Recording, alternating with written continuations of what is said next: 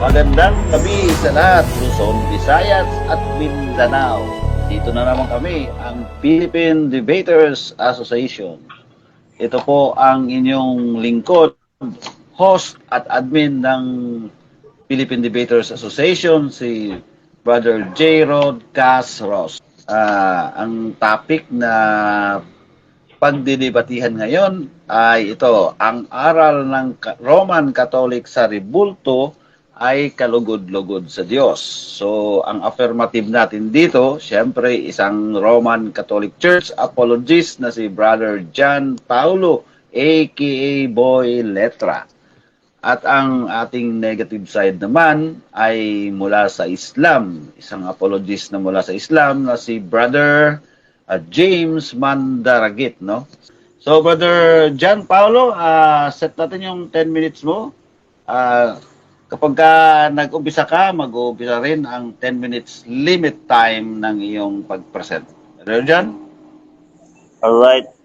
So, maraming salamat sa lahat ng admin bumubuo ng Philippine Debaters Association. Ang aking patutunayan sa mga oras na to, na ang aral ng Roman Catholic Church about sa mga rebulto, statue, or larawang inanyuan, kahit mga icon, mga pictures, ang mga, siyempre, ng aming Panginoon Jesucristo at mga santong mga banal ay biblical at hindi lang basta biblical, ito ay kinasihan ng Diyos, kinalugdan ng Diyos, no? Dahil Muslim ang ating katumbalik, hindi lang basta biblical na lang, no? So sisimulan natin dito, mamaya kung ma-retrieve ko yung sa Quran, no? Meron din ako nabasa sa Quran na ang mga tao ng Islam o mga Muslim ay inutusan, no?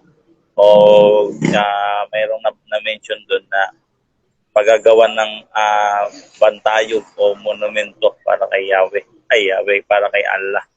So simulan muna natin dito sa aming Bible dahil ito yung aming pananampalataya. Isa to sa saligan ng aming pananampalataya. Ikalawang Timoteo 3:16, no? Tapos letra yan. So, una sa lahat, sa Old Testament, no, ang Diyos hindi pa nakita. Kaya, ang ginamit ng mga imahe doon on that time ay mga kerubin o mga anghel. No? At natin mababasa yan sa Exodo 25. Marami pang talata, pati sa ikalawang hari, 8, maraming talata pero hindi tayo dyan magpo-focus kasi hindi naman kami Old Testament, no? Pero sa intro, konting information lang dahil ito ay isang kakapulutan natin ng aral, no? Sa Old Testament, puro mga anghel ang mga ginawa ng mga imahe ng mga tao ng Diyos. Yun yung mga Hudyo, no? Sa Exodo 25:18, 19, letra por letra, ang sabi doon, hininang, no, yung arka, ito babasahin ko na lang. Hininang ang mga kerubing upang ito ay at ang luklukan ng awa ay maging isang piraso. So yung kabanuntipan at mga kerubing hininang at ito ay naging iisang piraso. Ganon din sa Exodo 26:1, 1:31, no, yung tabernakulo, yung Exodo 26. Yung tuldang tipanan ng mga larawang inanyuan din, mga kerubin. Unang hari sa 6:32, mga inukit na kerubin. Unang hari 7:29. Ikalawang Kronika 3:7-14. So, bakit mga anghel sa Old Testament? Kasi base sa Hebreo 9:5, sinisimbolo nito ng kaluwalhatian ng Diyos. Ito ang Biblia Tagalog. Hebreo 9:27. No? Sabi doon sa MBB translation, naroon ang Diyos. Sabihin. Kasi kapag yan mga mensahero ng Diyos, no? Mga alagad ng Diyos, yung mga anghel, mga sugo. Kasi on that time, hindi pa nila nakita ang Diyos. God is invisible. Hebreo 11:27, 1:18, unang Timoteo 6:16. Exodo 33, talatang 20. Juan 5:37, Unang Timoteo 1:17, letra por letra. Kaya wala pang nakakita sa Diyos, puro mga anghel ang ginagamit nila na imahe, no? At actually inutos pa ng Diyos yan. Pero sa unang hari 7:29, hindi naman inutos ng Diyos na gawan mo ng mga kerubin yung templo eh. Pero yung sa tabernacle, dahil mga yung arka, inutos talaga yun. Ang ibig sabihin, yung ginagamit ka ng mga imahe on that time ay mga anghel. So, walang problema doon na meron talaga. Pero sa New Testament, sa Roman Catholic Church, ang katuparan ng New Testament, Roma 16:23, kay Holistes Ecclesias, Iglesia sa Roma, kay Holistes Ecclesias, at lahat ng iglesia. Gawa 9:31, Ecclesias at Holistes, kay Judeas, kay Galatias, kay Samarias. No? So dito sa Juan 1, ano yata bro, pa-mute mo na lahat. Ang uno, nagkatawan tao ng mismo ang berbo na Diyos. Kaya meron ng imahe, unang Colossus 5 minutes. 5 minutes. So nung nagkatawan tao na ang Diyos, unang Juan 1:1, yung berbo na naging na Diyos na nagkatawan tao sa talatang 14, letra por letra. No? Siya yung God became man. Unang Timoteo 3:16, Galatias 4:4-5, Isaiah 9:6, Filipos 2:5-9. So lista niyo yung mga verses ko, mga bro. Lahat ng mga nakikinig diyan. So nung nagkatawan tao na ang Diyos, siyempre meron ng imahe, yung invisible God. Yung sa Colossus 1:15, si Kristo ang imahe ng Diyos na di nakikita, letra por letra. So nung meron ng imahe ang Diyos, natupad ang hula. Yung sa Isaiah, ito babasahin natin. Isaiah 19:19 hanggang ito 18, hanggang Isaiah 19:19 hanggang 20, letra por letra. So dito sa Douay Rhymes, ito talaga yung kinukonsider namin na kinasihan na accurate na translation eh. May kasi ito ng Diyos, the Douay Rhymes version, kasi Catholic Church ang nag-compile nito. Ang Catholic Church ang ulo si Cristo. So basahin natin dito, Isaiah 19:19, Douay Rhymes, in that day there shall be an altar. So meron pa ring altar. O sa araw na yun, ibig sabihin may tinutukoy na araw. On that day. Hindi sinabing sa araw na ito. Ang sabi sa araw na yun, there shall be an altar of the Lord's in the midst of the land of Egypt, o sa gitna ng Ehipto. Sa Old Testament, hindi pa naman sakop ng Ehipto, di ba? In the midst of the land of Egypt, sabi dito, in the midst of the land of Egypt, and a monument to the Lord thereof, letra por letra. So ang sabi dito, in that day there shall be an altar of the Lord in the midst of the land of Egypt, and a monument to the Lord thereof.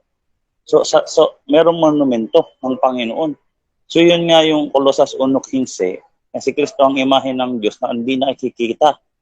Kaya nga doon sa ikalawang, mamaya na natin dagpungan niya, no? I-explain muna natin to. Ang ibig sabihin ng monument dito sa dictionary, ito, a statue commemorates to a famous or notable person. Sa Tagalog, monumento, estatwa.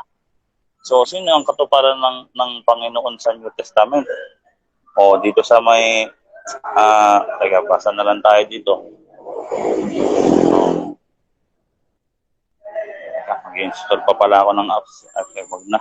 O, dito sa may, yung mga Bible translation, baka sabihin, Douay Rhymes lang, sabihin, sa self-serving na mayroong monumento ng Panginoon na hula sa araw na yaon sa gitna ng Ehipto at ang altar. O, dito sa may The Living Bible o Protestante na Bible to. O sa The New Living Bible, New Century Version, Easy to Read Version, New International Version, the Holy Catholic Version, o Catholic na naman. No? Marami, pati dito sa may Santa Biblia Nueva Version. Inikel de Habra an altar para el Señor, el corazón mismo de Egipto. El Señor. So, merong monumento talaga, letra por letra. na estatwa na commemorate dun sa tao, sa notable na tao. Eh Lord, sino ba ang katuparan na Lord? Wala namin talata yan, si Kristo siyempre. So dito sa may ano, sa may at sa may baba, no? Sabi dito. It shall be for a sign. Ito ay isang sinisimbolo. Simbolo pala yung monumento na yun for a sign. And for a testimony to the Lord of hosts in the land of Egypt.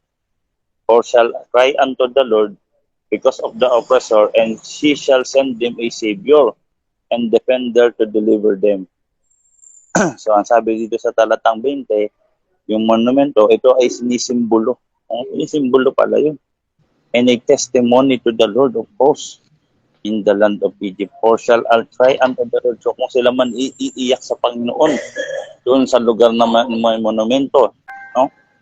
Bibigyan sila ng tagapagtanggol para sila Time's up, Brother John. Time's up na? Yes. Okay, yun po ang inyong narinig, si Brother John Paulo ng Roman Catholic Church, no? So, yun yung presentation ni Brother John Paulo, aka Boy Letra. So, dako tayo sa 7 minutes cross-examination. Sandali lang 7 minutes. Okay, Brother James, as soon as you question, your 7 minutes will start. Brother James, naka-mute ka yata, Brother James. Namit yata, Brother James. Okay. Okay, Bismillahirrahmanirrahim. Unang tanong ko, kapatid, sabi mo kasi kanina, ang Old Testament ay puro kerubin ang nagsasalita. Ibig sabihin, yun palang Yahweh doon, hindi pala yun ang Diyos? Kerubin pala yun? Mali bro, hindi nga yun kerubin, hindi nga yun kasi nga ang Diyos bro may mga alagad na anghel, no? Yun yung ginagamit niya mga anghel kasi hindi siya pwedeng makita ng Diyos kasi baka mabulag yung tao pag kaya kay Pablo nagpakita sa kanya. Next question. Okay. Ibig sabihin bro, itong Old Testament ng ninyo, kasi sabi mo kasi kanina, parang sinusuga na ng New Testament. Ibig sabihin, ito po, Old Testament, wala na itong halaga para sa inyo. Hindi yan walang halaga kasi iyan ay mga anino sa mga paparating na mga kagaya ng Isaiah 7, Isaiah 4 na merong hula na dadating na Messiah. Yun nga si Kristo. Okay. Next question. Ibig sabihin, kailangan nyo pa rin sundin ng Old Testament. Hindi kasi si Kristo na mismo ang tumupad niyan, no? Sabi doon sa Mateo 5, talatang 17, basahin natin. No? Si Kristo na mismo ang katuparan ng New Testament. Ng Old Testament. Kaya nga doon sa Isaiah 19:19, meron siya ang hula doon na meron siya magkakaroon siya ng monumento ng Panginoon. Si Kristo nga yung Panginoon doon sa Next question. 7. Okay. Ibig sabihin, pinamalian mo itong sinasabi dito sa Exodo by talatang 4. Ibig sabihin ito, bro, mali ito. At ikaw ang tama. Nasagot na ako. So hindi ko Abo. yan pinamalian kasi sa original na Hebrew niyan, ang nakasulat diyan ay idols, vessel. So iba yung monument. Yung monument do sa Isaiah 19:19, ano yun ano pa sa Hebrew yun, no? Hindi siya vessel Iba siya masebo yan, masebo. Ang ibig Next sabihin, question. Ibig sabihin, itong translation ng Tagalog, hindi pala ito dapat paniwalaan. Ganun po ba? yung translation ng Tagalog, kailangan yan ma-i-interpret ng Roman Catholic Church, 2 Pedro 1:19 hanggang 20. Hindi yan pwedeng i-interpret ng pastor. Kaya sila nagkakamali. Kung gusto nila, pumunta sila sa original na sulat ng Hebrew. Sa Hebreo, ang sabi diyan, Pesel, huwag kang gagawa ng Diyos-Diyosan. Paggawa pa lang bawal na bro eh. Hindi mo na kailangan yun bro. Kung nagagawa ka ng nasa isip mo pa lang, Next gagawa ka question. Yun po bang tinatawag na Diyos-Diyosan, wala po bang kaugnayan doon ng pagsamba sa rebulto, kapatid? may kaugnayan bro. Bawal nga sambahin yung rebulto, adoration due to God alone eh. Sa CCC 2132, hindi namin sinasamba yung rebulto. Pero, ang sabi dito sa Isaiah 19:19, no? Yung monumento ng Panginoon, doon sila luluhod. Pero hindi naman sila sasamba sa rebulto. Doon sa Lord sila iiyak, sabi, and they shall cry Next unto the Lord. question. Okay. Ibig sabihin, yung mga rebulto, halimbawa dyan sa mga yung mga larawan, tulad na nakikita natin sa simbahan, yan ay nangangahulugan na inspirasyon nyo lamang para sa Panginoon. Ganun po ba? Sabi dito, it shall be for a sign o tanda and a testimony to the Lord. Tanda yan sa Panginoon and a testimony to the Lord, and it shall papadala sila ng Savior. Sa talatang 20:21, and shall worship Him. Diyan sila sasamba sa may lugar na may monumento, pero hindi doon sa Next monumento question. mismo. Letra por letra. Okay. Next question. So, ibig sabihin pala bro, yung mga rebulto pala yun ang ginagawa ninyong tagapamagitan sa pagsamba sa Diyos. Ganun po ba? Ay hindi bro, walang nakalagay dito letra por letra tagapamagitan. Ang sabi dito bro, and eto it shall be for a sign. So tanda yan bro, simbolo, tanda. For a sign and for a testimony.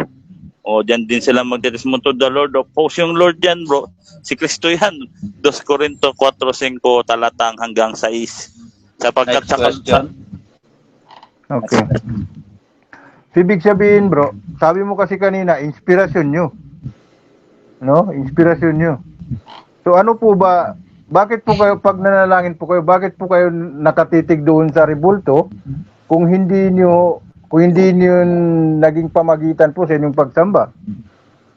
Sabi dito bro, nakasulat dito letra po letra. It shall be for a sign and for a testimony to the Lord of hosts. Ayan and shall cry unto the Lord. Doon din sila iiyak bro eh. Tapos doon din sila sasamba. Ito sa sulat and shall worship Him. Letra po letra. Next question. Letra po letra bro, nakasulat. Next question. Okay. Ibig sabihin pala, pag sumamba ka, sa inyo palang paniniwala, pag sumamba ka sa Diyos at iiyak ka na magsusumama, ibig sabihin, doon ka rin haharap sa rebulto, ganun po ba? Kasi nakasulat dito letra por letra, hula to ni Propeta Isaias na propeta ng Diyos. Ang sabi dito, it shall be for a sign and for a testimony. Sabi dito, sa talatang 21, shall worship Him. Doon din sila sasamba po. Pero to the Lord, sabi dito to the Lord. Hindi sinabi to the monument bro. Walang letra Next por letra. question. Next Okay. question. Ibig sabihin bro, yun talaga ang tumpak nun. Yung rebulto ay tagapamagitan. Di po ba? Ay, wala nakasulat dito bro, tagapamagitan to eh. Ang sabi dito bro, simbolo, testimony, wala nakalagay dito tagapamagitan bro, wala akong mabasa tagapamagitan. Kung meron sana dito bro, pwede. Kasi wala eh. Wala nakasulat, sabi dun sa unang Korinto 4. Time's up. Time's up. So, yun, dito na tapos yung cross-examination, no? So, dako tayo sa first presentation ng ating negative side for 10 minutes. Brother James, 10 minutes na presentation. Okay. A'udzubillahi minasyaitonirrajim. Bismillahirrahmanirrahim. Assalatu wassalamu ala rasulillahil karim wa maba'd. Assalamualaikum warahmatullahi taala wabarakatuh. Ngayon, bago po ang lahat, pusisain po muna natin kung saan po ba nanggaling ang pagsamba po tulad ho niyan ng mga rebulto. Ang pagsamba po sa ganyan at ang gumawa ng mga ganyang mga estatwa, mga rebulto ay sa panahon pa po ni Propeta Noah. Sa mahabang panahon, ang mga mamamayan ni Noah ay sumasamba sa mga estatwa na kanilang kinilala o itinuring bilang mga Diyos. Sila ay naniniwala na ang mga Diyos na ito ay may makapagbibigay sa kanila ng kabutihan, pangangalaga sa kanila laban sa mga kasamaan at makapagbibigay ng lahat ng kanilang mga pangangailangan. Sila yung nagbibigay ng mga pangalan para sa kanilang mga idolo tulad ng Wad, Suwa, Yaghut, Yakut, Yauk at Nasser. Ang mga idolo ay gumanap at kumakatawan bilang mga Diyos na may kapangyarihan. Mga Diyos na pabago-bago ang kaisipan, nagtataglay na kagandahan, pagbabagsik, mabilis sa paningin at maalam ng yaon, inaakalang kapangyarihan, tinataglay ng mga Diyos na ito, ang dakilang ala ay nagpahayag. At sila, mga mamayan ni Noah, ay nagsabi sa isa't isa, huwag ninyong talikdan ang inyong mga Diyos at huwag ninyong talikdan kailanman si Wad o si Suwa, Yakut, di kaya si Yakut. So ito po ay isang pong malaking kasalanan po na ito pala ay gawa pala ng mga hindi galing lang pala ito sa sa mga mabubuting tao, ano po. So ito po ay wala, kasi ayon po kasi dito sa adit, ayon sa salaysay ni Ibn Abbas, ay nagbigay paliwanag at siya ay nagsabi, sa sunod ng kamatayan niya ang mga mabubuting tao, inudyukan at binulungan ng Satanas ang kanilang mga mamamayan upang magtayo ng mga estatwa sa mga lugar na kanilang pinagawyang upuan. Itinayo nila ang mga estatwa nito bilang huwaran sa pagsamba. Ngunit ang mga ito ribulto ay hindi sinamba hanggang sa pagdating ng panibagong hinila. Ibig sabihin, bago pa ito nasamba nung binulungan sila ni Satanas, no? At nang pagtaong lumihis mula sa tamang pamumuhay, pagkaraan sila ay sumamba sa mga mabubuting taong ito, kaya mga tulo. Sa isa ring hadith, na ito na may sinalaysay po ni Ibn Jarir, sila ay mga mabubuting tao. Tutugma po doon sa salaysay po ni Ibn Abbas, sila ay mga mabubuting tao na nabuhay sa pagitan sa panahon ni na Adan at Noah, na mayroong mga tagasunod na kumilala o nagtutak sila bilang mga huwaran sa pagsamba. No? So, ibig sabihin pala, ito palang mga tao, yung mga sinaunang tao pala sa kapaunan ni Noah, ay nagsitungo sa kanyang libingan sa lupain ng Bibilonya. At sila ay lubhang nanlumo sa kalungkutan. Nang makita ni Satanas ang kanilang kalungkutan, sanhi ng kanyang pagyao, si Satanas ay nagsatao. Nag-anyong tao at nagsabi sa mga tao, nakita ko ang inyong kalungkutan ang dahil sa pagyao ng taong ito. Sabi ni Satanas, maaari ba akong gumawa ng isang estatwa o ribulto tulad niya upang kayo ay magtipon-tipon dito para siya ay inyong maalala. Ayun, sumagot ang mga tao, oo, siya si Iblis naman ay gumawa ng estatwang nakatulad niya. Sila ay nagtipon-tipon dito upang magbigay alala sa kanya. Yun si Wadan. Yun ang pinakaunang ginawa ng ribulto para sambahin po. So sa mga sumunod na ng mga henerasyon, ito pala ay namana. Namana po pala ito.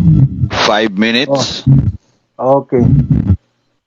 Ibig sabihin, ito pala ang pagsamba na ito. Ngayon, dito natin batayan sa Biblia mo, kapatid. Sabi mo kasi, paano mo kasi sabihin na hindi kailangan sundin at ginanap na ni Jesus dito sa Lumang Tipan. So basahin lang natin yan mamaya. Ano po?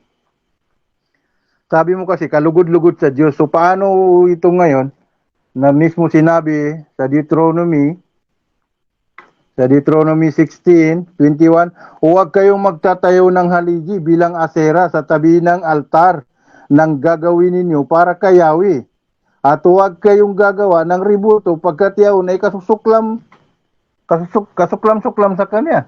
Ibig sabihin, pagkasuklam-suklam pala doon sa tinatawag niyong Diyos Ama, siyempre, kasuklam-suklam din sa Diyos Anak. Di ba? Kasi siyempre, yung Ama, ano bang ituturo niya sa kanyang anak? Di ba, yung sa tuwid na pananampalataya. Kung i-compare po natin sa ating mga sarili, tayo pong mga ama, kung tayo ba ay hindi sasamba po sa mga rebulto, ngayon, ituturo ba natin sa ating mga anak na, anak, pwede kang sumamba sa rebulto?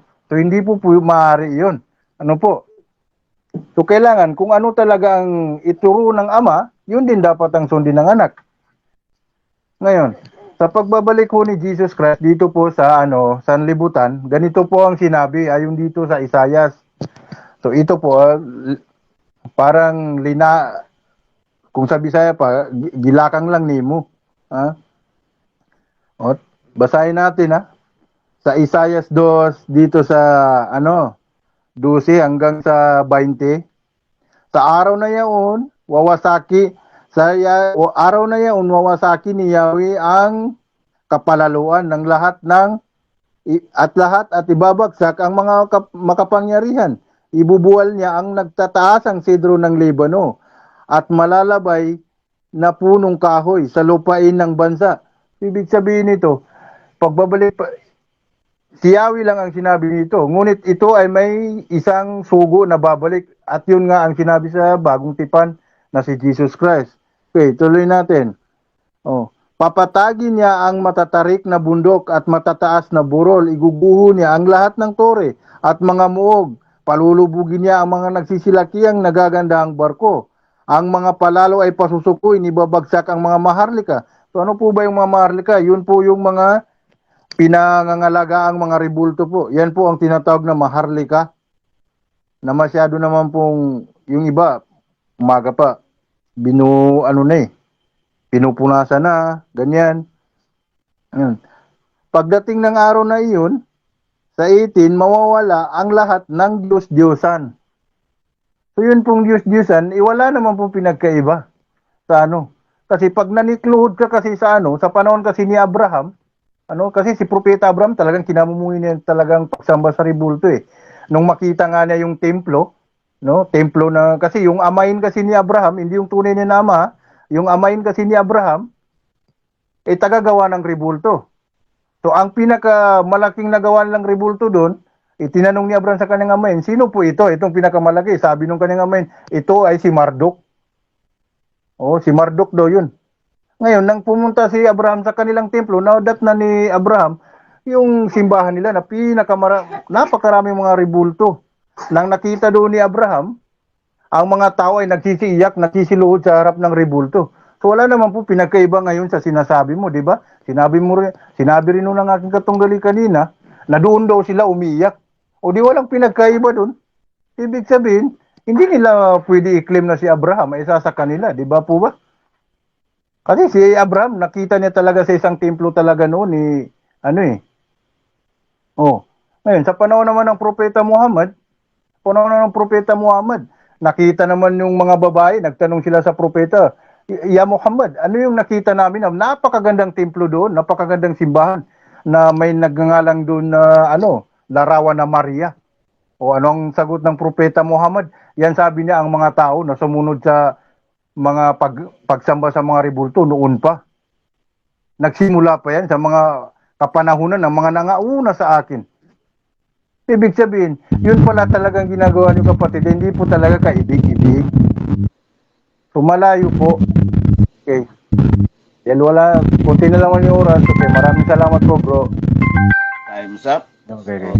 So yun ang presentation ng negative side na si Brother James Mandaragit ng Islam, isang apologist ng Islam. So dapat tayo sa 7 minutes cross-examination, Brother John Paul. Okay, pwede na? Yes. Okay, unang tanong. Alam mo ba na may mababasa? Ako ni Moises. Lumuhod sila, magpatira pa sila maghapon sa harapan ng imaheng kerubin. May anahaw ka. Doon sa Joshua 16, alam mo ba yun? Yes or no? Okay. Sagot na ba ako? Yes, proceed. Okay. Sa panahon ni Moises, meron talaga yung mga taong sumamba sa baka. Oh, yun Objection. ho. Objection. Madalas Paki, Time. pakiayos, excuse me muna, pakiayos kung ano, sino po bang may ano dyan? Nagakulog kasi ang ano eh. biglang Kasi maintindihan po. nagdadargar. Saan kaya yan? Hindi naman yan sa akin. Okay, Yeah. okay na, okay na. Electric. Ay. Nagdadargar bro. Patayin ko lang electric. Parang static. Ano kaya yun? Okay. Electric. Yan. So, anong objection, Brother John Paul? Sabi, hindi ko sinabi sa buwang baka. Hindi masyado manuan bro. Oh, nag-ano talaga, hindi marinig ng maayos. Ano problema? Tanggalin mo yung headset mo na lang bro. Baka headset mo rin Baka headset mo yan. Sa akin? Try mo lang, ayusin. Baka mamaya. Alisin mo na lang yung headset mo, Brother. Kasi nakakahiya din sa mga viewers natin. Wala sa headset ko bro. Meron pa rin. Nandyan sa inyo bro. Background ni nandyan sa inyo. background ni Boy Letra yan kasi maraming sasakyan sa kanya dumadaan. Kaya nag-iba ako ng ng location. Okay, ang remaining time natin 6 minutes and 21 seconds. So, yung objection Okay, yan. Brother Jan, objection ulit. Pwede na? Yes, objection. Maayos. Wala, nandyan pa rin. Wala pa. Baka sa'yo, Brad Ross. Try mo na. Okay, close ko yung sa akin ha. Yan. Wala na, Bro James? Wala na. Wala na. May Brad Ross. Start na ako, no? Tanong ko na, no? So, Sige. ang objection ko, Brad Ross, hindi yung sa baka, yung tinutukoy ko para hindi tayo ma-mislead, no? Sa question and answer. Ang tinatanong ko, Brad James, yung mga paring Levita at si Joshua, nagpatira pa sila maghapon sa Kabanantipan, meron dong rebultong kerubin. Aware ka ba doon? Yes or no? Hindi po. Sapagkat, hindi po. Sapagkat yan po ay isa pong paratang lamang. Kasi yung sinasabi mong sila kahit sa panahon ngayon lang Moises, wala talagang gumagawa niyan eh. Pinagbawal sa kanila yun. Kahit babasahin ko sa iyo letra por letra, dahil hindi mo pala alam, ito, basahin ko na nga lang. Ito, Joshua 7:6, sabi mo, paratang lang, no? Pagkatapos ay pinunit ni Joshua ang kanyang mga suot at nagpatira pa sa lupa sa harapan ng kaban ng Panginoon hanggang kinahapunan. At siya at ang mga matatandang ng Israel. So yan, binasa ko bro, letra por letra. Hindi mo pa rin talaga tatanggapin bro, kahit binasa ko na. Hindi ko pa rin tatanggapin sapagkat yung kaban po, hindi naman po yung rebulto eh. Yun po ay naglalaman ng mga kautusan po. Hindi. Salamat. Dito sa, aware ka ba dito sa may Exodo 25:18-19, ang nakasulat dito ay ganito. Ihihinang ang mga kerubin upang ito at ang luklukan ng awa ay maging iisang piraso. So yung luklukan ng awa o yung kabanantipan at mga kerubin naging isang piraso. Tatanggapin mo ba to letra por letra? Yes or no? No. Sapagkat yung binasa mo, kinontra pa rin ng Exodo 24 eh. Kinontra? Okay. Oo. Sa Exodo 20 talatang 4 hanggang 5. Ano sa original na sulat ng Hebreo yung larawang inanyuan? Alam mo ba? Yes or no? Hindi ko alam yun. Sapagkat ang nakaano ngayon sa atin ngayon, puro na lang mga translation ng Tagalog. So pag doon mo yan pinatunan, ibig sabihin, nangungulugan na sinasabi mong piki pala ito. Hindi ito dapat pa gano'n eh. Itong mga Bible ngayon dito, na naka-English, naka-Tagalog. Ganun po ang mangyari. Kaya nga doon tayo sa original bro. So, alam mo ba, dito sa may original na salin ng Hebreo tuloy, sa Hebreo, no? Dito sa may Exodo 20, verse 4 and 5, idols or pesel. Ibig sabihin, huwag kang gagawa ng mga Diyos-Diyosan. Dito sa Exodo 20, talatang 5. Alam mo ba na iyan ang nakasulat sa original to bro, hindi to translation, original na salin? At tanggapin mo ba yan, yes or no? Hindi ko rin tatanggapin. Hindi pa rin. Hindi ko rin po tatanggapin. Sapagkat ako po, nakikibasa lang po na yun yung Biblia. So pag mabasa po dito, karamihan naman po nakikita natin, binabatayan po Tagalog translation at English. So, ibig sabihin, pinagbabatayan talaga nila ito. Ibig sabihin, kung anong mabasa ko dito, yun na talaga yung ano. Di ba? Hindi ko na kasalanan yung nag-translate. Next question. Oh. Dito sa may bro, sa may Levitico 22 talatang 2. Yung holy things dito, bro. Ang sabi dito, Mikadibisa, Kodes. So, ano ang pinagkaiba ng Kodes na holy things, mga bagay na banal, dun sa idols? Ano ang pinagkaiba? Magkaiba po. Sapagkat yung idols po ay gawa po ng kamay ng tao. Magkaiba po. Ay, ibig sabihin itong Kodes, bro, na holy things, gawa to ng kamay ng Diyos. Ito ba yung ibig mong sabihin, bro? Hindi. Holy things? Hindi po, hindi. Ang ibig kong sabihin, yung mga idols kasi, sabi mo, di ba? May nabanggit kang idols. So, hindi ko tatanggapin. Hindi ko tatanggapin kasi yung mga idols kasi, gawa ng tao yun eh. Hindi tayo slid. Objection mo na, Mr. Moderator. Okay lang. Okay, Okay cut lang. the time. Cut the time natin no, sa 2 minutes and 23 seconds. So ano yung objection, Brother Boy? Ang objection ko, Mr. Moderator, tinatanong ko yung pinagkaiba nung salitang kodes o banal na bagay o holy things dun sa idols. Hindi ko tinatanong yung definition ng idols. Yung pinagkaiba Counter, Brother James? Okay. Sabi niya kasi, anong pagkaiba doon ng holy things at saka ano? Di ba, idols? So ang pagkaiba nila, yung idols po, ay gawa ng tao. Di ba? Ibig sabihin, hindi rin yun pwede na ano mo yun sa holy things. Kasi magkaiba yun eh. Kaya nga, ano nga yung pinagkaiba nila, bro? Ano yung holy things? Hindi ba yung gawa ng kamay ng tao? Yung holy things? Yung holy things kasi, bro, sa pagkakalam ko niyan, yan po ay utos ng Diyos. Pero yung pinag-utos na idolo, hindi na yun utos ng Diyos. Di ba? Kasi gawa ng tao yun eh. Okay, moderator's decision. Tingin ng moderator, nasagot naman yung tanong. So next question, Brother Boy. So pag-utos bro, tatanggapin mo. Pag may nabasa ko, inutusan na gumawa ng monumento ng Panginoon, tatanggapin mo na. Hindi ko pa rin tatanggapin. Paano ko ba tatanggapin, bro? Talagang ang Biblia mo talaga, hindi lang ako hindi tumatanggap. Mismo Biblia mo hindi tumatanggap pa eh. Oh? Naging kakampi ko ngayon, Biblia mo eh. Okay. Ano ang ibig sabihin ng ano sa original na sulat ng Hebreo? Yung curb works or inukitang bagay, inukitang gawa. Ano sa Hebreo? Ano kapatid, ang problema kasi dito, gumagamit ka ng Hebreo. Ano? So paano naman kasi itong nasa mga translation ninyo? Okay, cut the time. Okay. Moderators, okay, objection mo, Brother Boy. Hello, Brother Boy. John Paul. Hello, bro. Ano yung decision mo, bro? Ano yung objection mo? Objection mo na, objection. Objection ko, bro.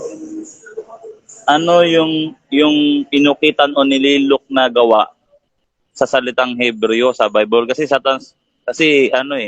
hindi siya sumagot, bro, nagreklamo.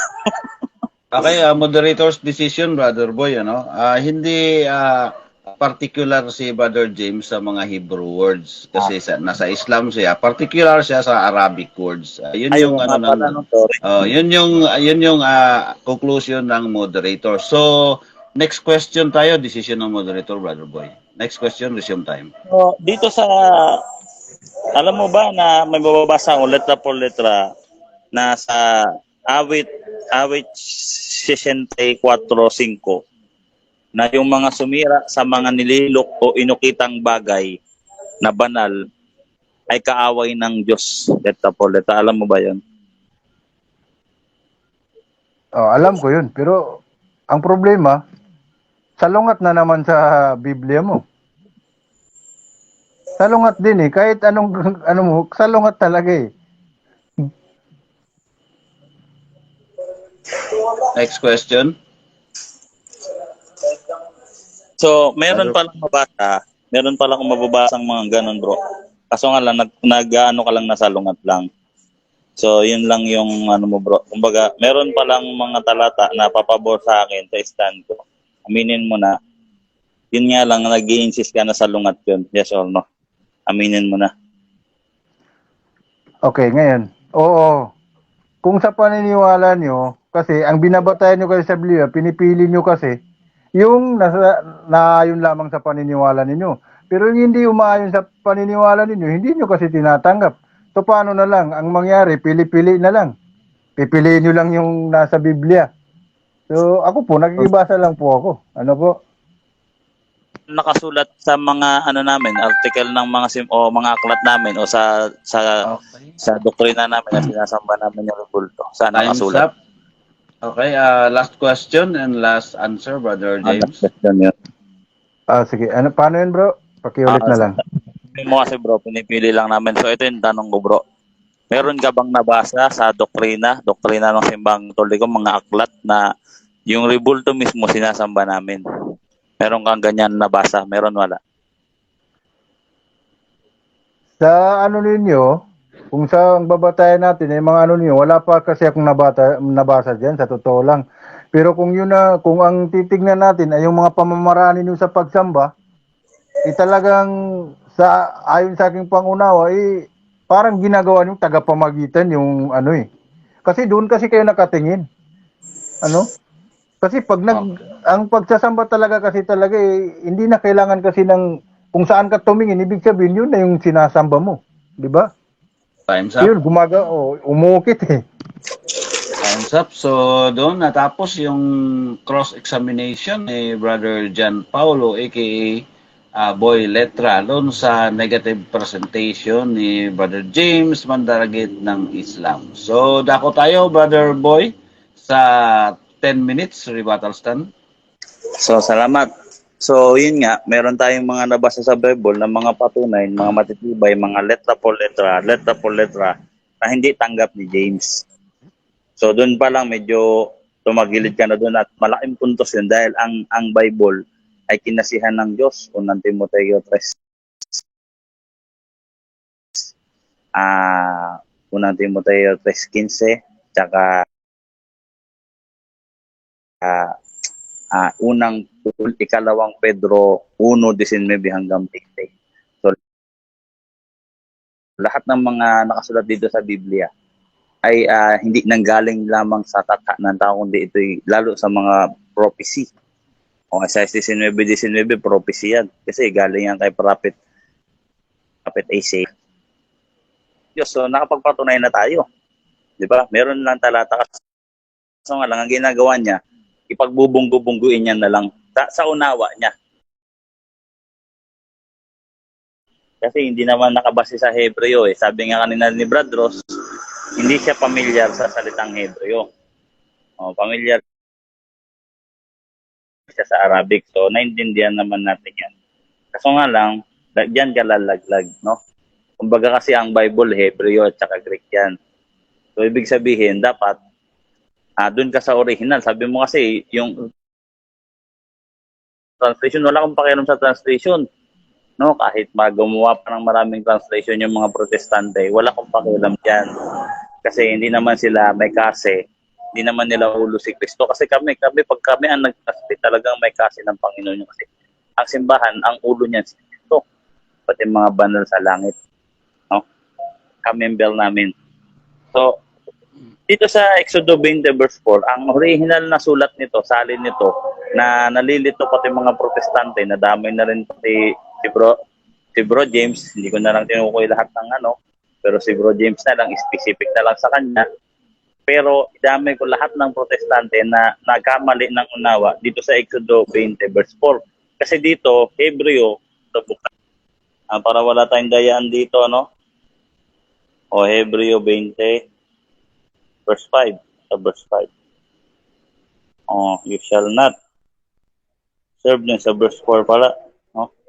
Sa verse 4, you shall not make curb, ayan o, vessel yan sa salitang Hebreo. Hindi ako yung may sulat nito. Ito ay sulat na original na sulat galing sa mga tao ng Diyos. Actually, Old Testament pa to. Ito yung isang pinakabatayan. Pati sa Deuteronomy 5:8, parehas lang yan. Pati sa Levitico, sa 10 utos sa Levitico, vessel talaga yan. Vessel talaga yan. So, ibig sabihin dito ng vessel, yan nagbanggaan. Sa isip mo lang yun, bro. Kasi idols to. Iba naman, meron ding curve eh, yung inukit. Meron din dito. Hindi naman ganun eh. Curve thing or curve work. Sa 74 verse 5. Verse 5. Ayan curve work. Diba curve work? Sa awit Psalms 74:6. Psalms 74:6. Ayan all at once in curve work. And curve work curve work. Inukit. Tingnan mo sa Hebreo. Ayan petach. Petach yan. Walang nakalagay na idols dito. Wala kahit isa. Sa definition, walang nakalagay na idols. Wala. Pati sa Levitico 11, ibig sabihin, yung larawang inanyo, hindi talaga yun specific sa inukitang larawan. Yun talaga po ay patungkol sa idols kasi vessel yun. Nakalagay doon idols. So iba yung petach na curved thing, inukitang bagay, yung sinibak, yan eh. Pasahin nga natin yun. Awit 64, 67. Kasi nakapag-stand na ako. So dagdagan natin yung mga verses natin. Ito. Baka pasok kayo dito. At ang lahat ng mga kahoy na nililok.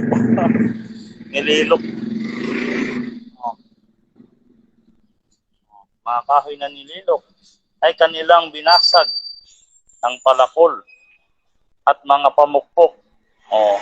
Kanilang sinunog ang iyong sanktuaryo hanggang sa lupa. Nilapastangan nila ang tahanan mong dako ng pangalan mo. Kasi nandun yung pangalan ng Diyos sa mga bagay na banal. Sabi dito, sa mga naninira ng mga inukitang larawan, mga petach at saka mga holy things, mga banal na bagay. Sabi dito, sa talatang 22, bumangon ka o Diyos, ang usapin mo'y ipaglaban, alalahanin mo kung paano nililibak ka ng masasamang buong araw. Huwag mong kalimutan ang sumisigaw ng mga kaaway. Sa MBB pa to, mga hangal eh. MBB translation, mga hangal. Galit pala yung Diyos sa mga naninira ng mga banal na bagay. Kasi nandun yung pangalan ng Diyos eh. Kaya nga doon sa Isaiah 19:19, sabi doon, it shall be for a sign. Tanda yun. And for a testimony. Lord the Lord of hosts, let the fall, let the... Mahirap tutulan yan, bro. Lalo ako pa makaharap mo dyan. So sabi mo, wala kang nabasa sa mga doktrina namin na sinasamba namin yung rebulto. Tama ka, wala ka talaga mapabasa, bro. Kahit halukayong punta ka sa Vatican, bro. Wala kang makikita ng ganun eh. Pero, nagtataka lang ako dito, bro. Bakit kayo, meron din kayong ganyang gawain? Ayan, search natin. Hindi mo to pwedeng yung bro. Itanggi. Ayan, ano yan? Yan kayo lumuluhod. Nakaluhod sila dito, bro eh.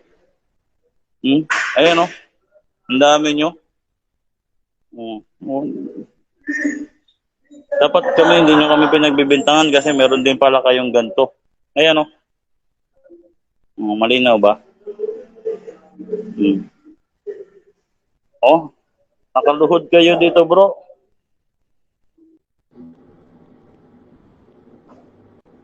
Nakatingin din kayo. Tinan mo.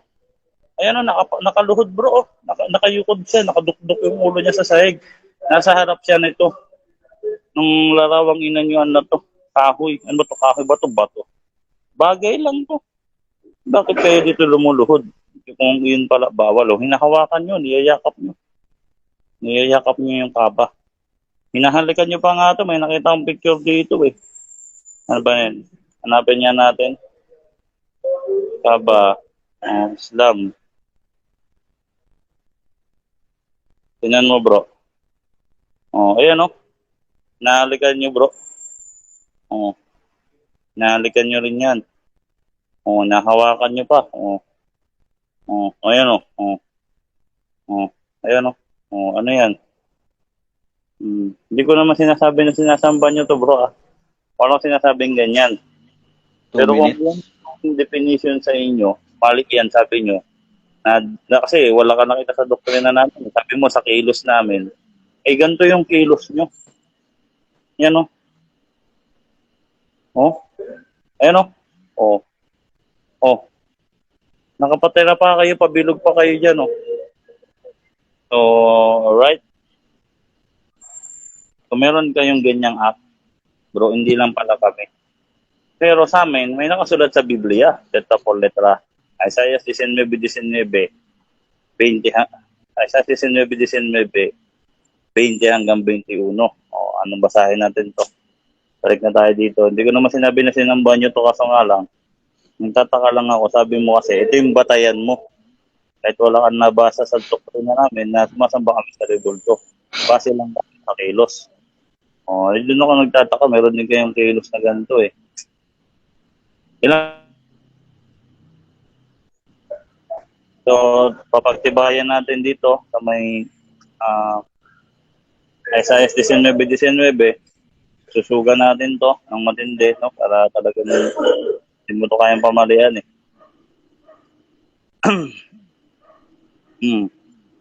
Ang sabi dito, Isaiah 19:19. Oh.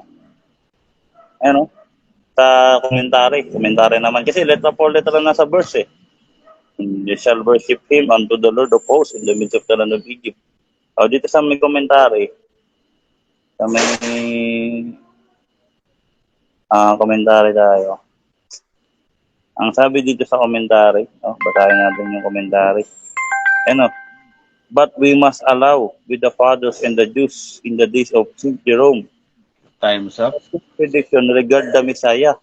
Kung prediction daw, that time na. John. Yes.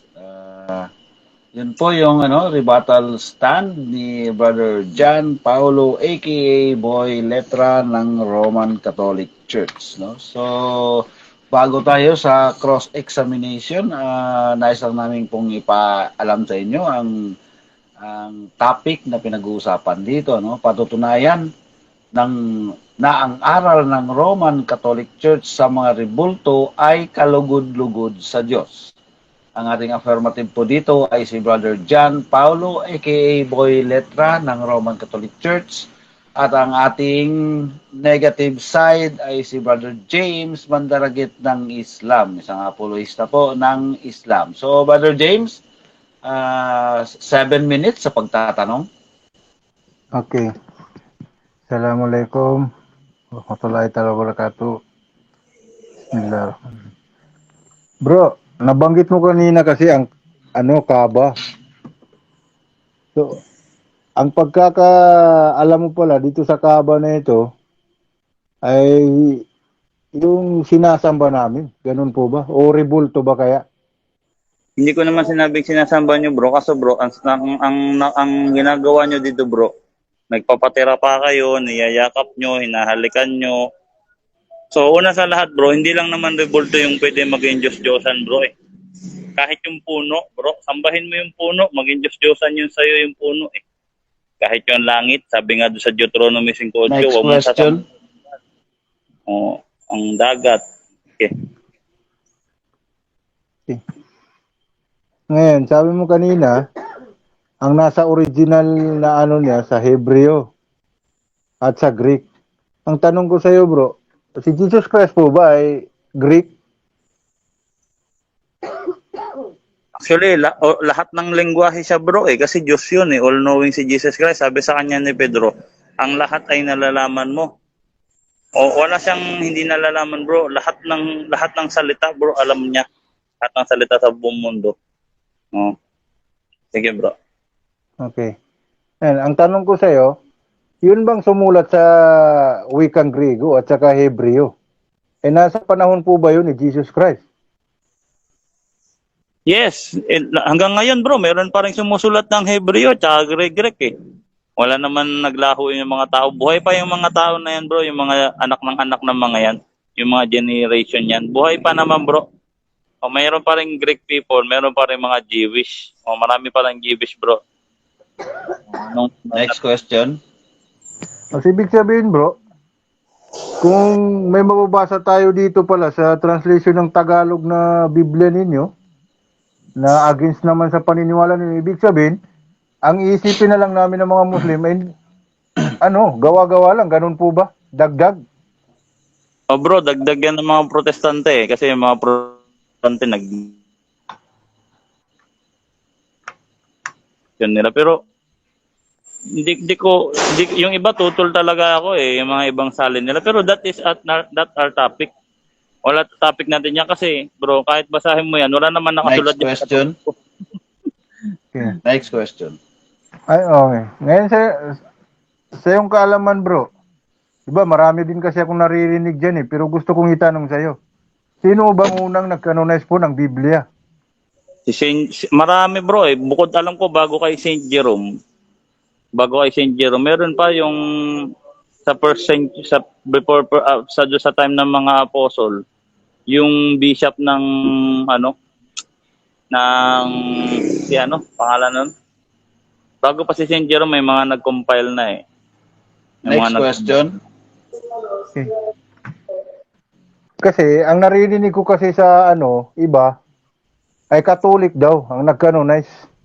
So ngayon, sinisisi mo ngayon ng mga Protestante at iba pang mga isa inyo naman talaga ito eh. Kung kayo nga nag-canonize, di kayo nga ang mali. Ganun po. Paano yun? walang mali bro kasi una sa lahat bro, yung isip mo lang naman yung nagsasabi na taliwas sa amin yan Una sa lahat, wala kang nabasa dyan doon sa Exodus 20 verse 4 and 5 na mga Katoliko yan. So yung isip mo lang bro, yung nag-aano sa amin yan. Kasi pwede ko rin ikapit sa inyo yan. Ito yung Kaaba, bro. Niluluhuran nyo. Sabi doon sa Next question. huwag nyo silang luluhuran. Okay. Next question. Itong magandang balita Biblia, di po ba sa inyo po ito po ang pinagbabatayan po ninyo? Sige. Ano bang meron dyan? MBB. Meron, dalawa yan. Merong Catholic version, merong hindi Catholic. Ano bang Ito sa ikatlong edisyon. anong ano dyan? Nailabas ito noong 1973. Ngayon, Sige. sumunod naman sa ikalawang edisyon niya, 1938. Ano ba ito? Objection naman na, Mr. Moderator. Cut the time. Okay. Ano objection, brother boy? Una na sa topic bro, nag-ano siya ng mga kung anong verse ba yon yung sinasabi niya na iaano niya sa akin. Okay, counter brother muna, James. counter. Sige, Okay. brother. Hindi, ang tinatanong ko sa kanya bro, dahil pinamalian po niya ang binabasa ko dito sa Magandang Balita Biblia, sa pagkakalam ko kasi kanila ito sa kanila ito na Biblia. Tapos ngayon, pag sabihin niyang mali itong niya, di silang nagkamali. Kasi sa kanila ito Okay, moderator's decision. Pakibasa na lang kasi naka-stopwatch na lang tayo. 2 minutes and 21 seconds. Pakibasa na lang kung ano yung mali dyan, brother James. Okay. Hindi, ang mali talaga doon, sa pinagbabasa kasi niya, yung isinangayon po niya sa Tapos ngayon, kung basahin nga natin ang Exodo at pati ang Isaiah. Basahin mo bro. Okay. Ito, tulad nito. Sa Isaiah 2, 7 hanggang 8, no? Ganito ang sinabi, dito na lang tayo sa 8. Puno ng Diyos-Diyosan ang kanilang lupain. Sila'y lumuluhod sa idolong sila na rin ang gumawa. O, kita mo? O, di ba, yun nga ho yung ginagawa po ninyo? Oh. Hindi naman namin tinuturing na Diyos-Diyosan yung ano namin, bro. Yung Ang sagot ko, bro, hindi naman namin tinuturing na Diyos-Diyosan yung ano namin, mga rebulto. Tinuturing namin yun bilang isang holy things, petach, tsaka yun sa Levitico 2:22. Wala kang mababasa na idols yun, bro. Wala nakasulat sa rebulto namin, Diyos-Diyosan. next question. Next question. Okay, so, ibig sabihin nga, yun nga ay inspirasyon ninyo na para ninyong nakikita ang Diyos sa pamamagitan ng ano na yun. Di po ba? Yes, pati simbolo rin, bro. Sabi dito kasi, bro, Isaiah 19:19. So, hindi yung Diyos-Diyosan, simbolo lang ng Panginoon dun sa 2 Corinto 4:5, 7, 6 kasi sa mukha ni Kristo ang kaluwalhatian ng Diyos, nahayag ang kaluwalhatian Next ng Diyos. Sa question. mukha ni Kristo nakasulat. Okay. Saka sabi mo, yun ay ano ng Diyos, no? And ang tanong ko sa iyo, bro, kayo po bang mga nakita na ba ninyo ang tunay na mukha ni Jesus para gawan po ng larawan? Yes, sabi dito sa 2 Corinto 4:6, hindi namin ipinapangaral ng aming sarili kundi si Kristo bilang Panginoon, sapagkat sa mukha ni Kristo, sa mukha, bro, nahayag daw yung mukha. Sa mukha ni Kristo, nahayag ang kaluwalhatian ng Diyos, letra por letra. 2 Corinto 4:6 hanggang 5, letra por letra. Letra por Next letra. question. Okay. Di bro, ang tinatanong ko sa iyo, yan po bang ginawa ninyo ng larawan po ba ni Jesus? Yan po ba mismo ang kanyang mukha? O siyempre, sabi nga doon, no, sa unang Korinto, ikalawang Korinto 4:5 hanggang 6, ulitin ko again. Sa mukha ni Kristo, yung mukha ni Kristo nahayag ang kaluwalhatian ng Diyos. Sa pamamagitan ng mukha ni Kristo, nahayag ang kaluwalhatian ng Diyos. Ang linaw, letra por letra. Hindi naman invisible si Jesus Christ na nagkatawang tao, bro. Mga Katoliko yun, bro, sila Next question. Mga Katoliko yun, di mga Protestante. Okay. So kung yan pala ang ano ninyo, ang pinagtataka ko, bakit hindi nyo ibigay sa mga scientists? Gayong hanggang ngayon, pinag-aaralan pa rin nila kung anong mukha ni Jesus.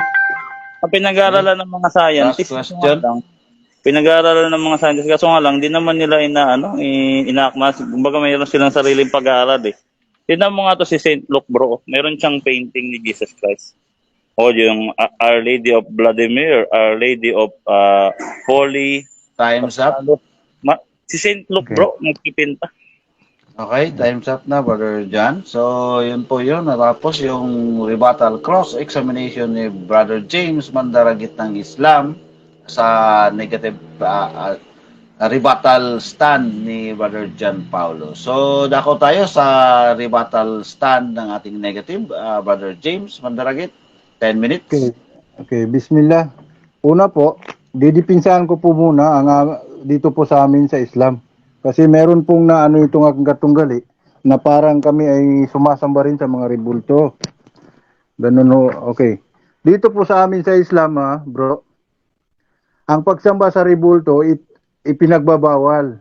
Ito ay dahil ito ay labis-labis na pagpupuri sa mga mabubuting tao at nagtataas ng sobra-sobra sa kanilang mga nararapat na katayuan sa pamamagitan ng paglilibing para sa kanilang anumang uri ng pagsamba bilang patunay. Sinabi ng Allah sa banal na Quran, Ya ahlal kitabi la taglu fi dinikum wa la taqulu alallahi ilahat. Innamal masihu Isa nu Maryama Rasulullahi wa kalimatuhu al-kala ila Maryama wa ruhum minhum aminu billahi wa rasulihi wa la taqulu lasasa intahu an yakuna lahu walad lahu ma fi samawati wa fil ard wa kafa billahi wakila. No? Ang ibig sabihin yan, kapatid, sinabi po ng Allah, uwang ka ng kasulatan, huwag kayong malabis sa hangganan ng pananampalataya at huwag din kayong magsabi ng tungkol kay Allah maliban sa katotohanan. Ang Mesiya na si Jesus, ang anak ni Maria, ay hindi ihigit sa isang sugo ni Allah. At kanyang sinalita, mangyari nga. No? Salita ng Allah. At ito ay naganap ng kanyang igawad kay Maria at isang espiritu na kanyang nilikha. Ang kaluluwa ni Jesus ay nilikha ni Allah. Sa makatwid, siya ay kanyang alipin at si Allah ang espiritu ay hindi magkapantay o magkatulad.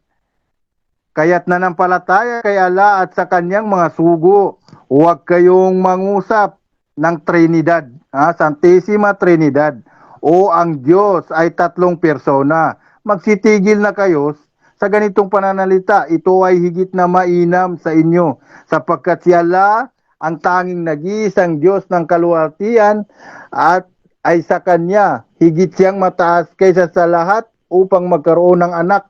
Sa Kanya ang pag-aangkin ng lahat ng nasa kalangitan at lahat ng nasa kalupaan. At si Allah ay sapat na upang maging tagapamahala ng lahat ng mga pangyayari.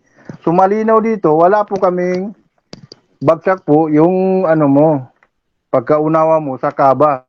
Okay. Ngayon, sa inyo kasi, pinapanalingan din ninyo si Maria eh. Alam niyo ba, si Birhing Maria ay patay na po. So ano po bang hatol po sa panalangin po sa mga patay na? Tulad po ng mga rebultong ginagawaan po ninyo. Siyempre, pinapanalinginan po ninyo yan. Ang panalangin sa mga patay ay iba pa sa bagay na walang kakayahang magbigay nito maliban sa Allah ay isang uri ng asirkul akbar. Malaking pagtatambal yan para sa amin kapatid. So, nang naglabas at nag-aalis sa taong gumagawa nito mula sa Islam. So pag sumamba kami sa mga imahe, mga larawan, nailabas na namin ang aming sarili sa Islam. So, hindi namin gagawin yan. At bilang patunay mula sa Al-Quran, wa may yahdu ma'alallahi ilahan akhara la burhana lahu bihi fa inna mahasibuhu inda rabbi innahu la yuflihul kafirun. Sino mang manalangin sa iba maliban pa sa Allah na wala siyang patunay dito, ang pagtutuos ay sa kanya na nasa kanyang Panginoon, tunay na hindi nagtatagumpay ang mga hindi nananampalataya. Tumalinaw na naman na wala talaga kaming sinasambang mga imahen. Pinagbabawal sa amin yan. Ngayon, sinasabi mo kanina, yung imahin ay parang inspirasyon yun, na parang doon yung nakikita ang Diyos. So, ibig sabihin nun, ano bang pinakaiba nun? Yun rin ang parang tagapamagitan din. So dito sa amin sa Islam, bawal din sa amin ang tagapamagitan. Sapagkat hindi na namin kailangan sa panalangin na magkaroon pa ng isang tagapamagitang nilalang. At nang patunay, sinabi ng Allah, wa ija'alaka ibadi ani fa ini kadibun ajibu datawat taday isa daani falyastagsibu liwal yu'minu bil allahum yakhudun. Tumalabo po ang paratang po na yun. Wala pong katotohanan yun. Yung mga aligasyon ng mga ganon, mga sumasamba kami sa rebulto, wala po, hindi po kami gumagawa nun. So, kahit ano pong gawin ninyo, dahil ang kaba naman, so hindi naman natin topic yan, baka sa susunod, pwede mong pag-aralan yan, at pwede kong salangan, And sinabi dito, sa aking binasa, katiyakan kayo ay subukan inyong kayamanan at ari-arian sa inyong sarili. At katiyakan kayo ay makarinig ng maraming bagay na magbibigay sa inyo ng pighati mula sa kanila, bigyan ng kasulatan ng ano pa sa inyo mga Hudyo at Kristiyano. Ito ang tinatawag sa original Arabic na Zalimun. Ito, Hudyo at Kristiyano, Dalimon. No, hindi mo magugustuhan ang translation yan, bro, pag tinranslate ko yan. Kaya, malabo po na yung sinasabi mo. Alam mo ba kung anong hatol sa panalangin tulad ng pagpanalangin nyo kay Birhing Maria na ginawa ninyong panamamagitan? Ano po? Sa amin po sa Islam, bawal din ho yan eh. Ano? Dahil ang mga patay na ho, pag nanalangin ka sa kanila, hindi naman talaga nila maririnig yan. Patay na nga yung tao, manalangin ka pa dun. Ano? At bilang patunay din naman, ha, sinabi rin naman dito sinabi ng Allah, itaduhum la yasma'u 3 minutes. mastahjabu 3 minutes. kalungwa yumal kiyamati ka puruna birsir kikum kavir. Ano? Kapag nanalangin kayo sa kanila, ay hindi nila naririnig ang inyong mga panalangin. At kahit marinig nila ito, ay hindi sila tutugon. Ano? Sa inyo at sa araw ng muling pagkabuhay, ay itatanggi nila kayo. So, hindi ho yun marapat, ngayon kapatid. Ngayon, ang sabi mo, mas kaibig-ibig pa yung yung ginamit mo, Hebreo. So, paano na lang kaya ito, Biblia ninyo? Ano? Sabi mo, kayo ang tama. So, paano naman yung iba namang Kristiyano na hindi rin naman sumasangayon sa inyong paniniwala? Gayo ang batayan naman nila ay Biblia din. So, sino ang tama sa inyo ngayon? Ngayon, kung halimbawa ako ay makikristyano, saan ba ako aanib? Ngayon, pari-pareho yung batayan ninyo, Biblia. Ngayon, nagsasalungatan naman pa lang inyong mga Di ba? Kaya malabo po. Wala po. Kung sa inyong paniniwala, tama. Tama kayo dyan. Kung sa inyong paniniwala. Pero ang problema nga naman sa ibang mga Kristiyano, hindi naman sumasangayon sa inyo. Ano? Di ba? Di pare-pareho din kayo ng binabatayan, Biblia. Ngayon, kung pagbabasahin natin itong Biblia ninyo, napakarami talagang mga dito eh. Mismo Biblia ninyo nagsabi dito sa Isaiah do sa sa 20 at sa 21, sa araw na iyon ang mga rebultong ginto at pilak na sinasamba nila at sila rin ang gumawa, ay hahayaan na lang na pamahayan ng mga daga at paniki. Magtatago sila sa mga yungib at mga hukay para hindi makita ng mga mukha ni Yahweh at ang kanyang kaningningan. Sa araw na yaon, si Yahweh na lamang ang dadakilan. Ibig sabihin, hindi mo rin kailangan talaga na gumawa pa ng inspirasyon. O di kayo tagapamagitan. Hindi mo na kailangan. Sapagkat ang Diyos ay napakalapit po sa atin. Ano? Kaya mahirap po yan. Dahil dito po sa amin, sa Islam, kaya nga hindi namin tinatanggap ang mga ganyang mga dahil pinagbabawal yung binanggit mo kanina, Kaaba. Hindi naman yan sinasamba eh. Yan yung tinatawag na pilgrimage. Yan po kami nag-Hajj. Sino pong may mga kakayahan po sa amin, pwede pong magsitungo dyan. Hindi naman yan pinipilit po sa tulad sa akin na walang kakayahan. Hindi tatanong sa akin bakit hindi ako nag-Hajj. Nung kapanahon nga ni Solomon, nung bago ni Peta yung Dome of the Rock, nagtungo siya dyan eh. Para mag-Hajj yung kanyang mga kasamahan. Bago Time's sila up. pumuntang Yemen. Time's up, Brother James. So, yun po yung rebuttal stand ni Brother James. So, dako tayo sa 7 minutes na cross-examination ni Brother John Paulo ng Roman Catholic Church. Brother John? So, base dun sa talatang sinasabi mo, sa Exodus 20 verse 4 and 5, ang sabi dito, huwag nyo silang luluhuran. Ito ba, nakaluhod ba kayo dito? Ayan nakaluhod ba kayo lahat dito? Yes or no? Sa Kaaba? Yan, opo, nakaluhod po kami dyan sapagkat ang pagdarasal po namin ay mayroon po kaming mga step, di ba po, nakatayo, nakayuko, tapos sujud. Yun po ang namin. So bago po kami kasi dyan, kailangan manalangin muna kami, natanggapin nawa ng Allah, o loobin nawa niya, na kami ay makahalik sa na yan. Next question. So, ang sabi dito sa Exodus 20 verse 4 and 5, huwag nyo silang luluhuran. So, ibig sabihin, nilabag nyo yung Exodus 20 verse 4 and 5, yung talatang sinasabi mo sa akin. Sa iyo pala yung nilabag nyo pala yun. Kasi niluhuran nyo eh. Yes or no? Hindi po. Mali po ang doon. sapagkat sinabi kasi ng Allah, ano, kapag sinabi na sa propeta, kapag nagtanong sa iyo ang aking mga alipin ukol sa pagsamba, sabihin mo sa kanila na ako ay malapit sa kanila. So ibig sabihin, hindi na namin kailangan pa gumawa ng mga imahin. Yung Kaaba po, hindi po yan imahin eh. Next Kaya nga question. po, okay. Di ba, ang imahe nito, imahe ng kahon. Yung naka-imahe dito, imahe ng kahon. So, sabi, ang ginawa nyo dito bro, so yung pagpapatira pa niyo ba to, bakit ba't nyo pinapatira pa yung Kaaba bro? Yun yung tanong ko na lang. Ba't kayo Okay. nagpapatira pa dito sa Kaaba? May buhay ba to bro, yung Kaaba? Ba't kayo nagpapatira pa dito? May buhay Okay. ba to? So, Okay, nagdadasal kami bago kami makaano dyan sapagkat tinatanong objection man na Mr. Moderator. Cut a time. Okay. 4 minutes and 55 seconds. So, ano Okay. yung objection, Brother John? Hindi ko tinatanong kung nagdadasal muna sila bro kung bago sila magpatira pa dito. Ang tinatanong ko dito bro, bakit sila nagpapatira pa? May buhay ba to? May buhay ba yung... Okay, counter objection, Brother James. Okay. Alam mo bro, hindi naman kami nagaano dyan, nagpatira pa na parang yan ang sinasamba namin.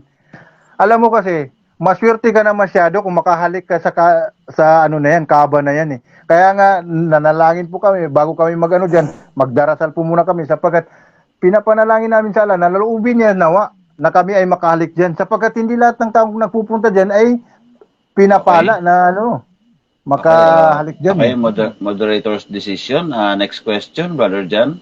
Sabi mo maswerte. So pampaswerte nyo pala to. Pag hinalikan nyo pala to, seswertehin pala kayo yung Kaaba. Kaya pa nagpatira pa kayo dito.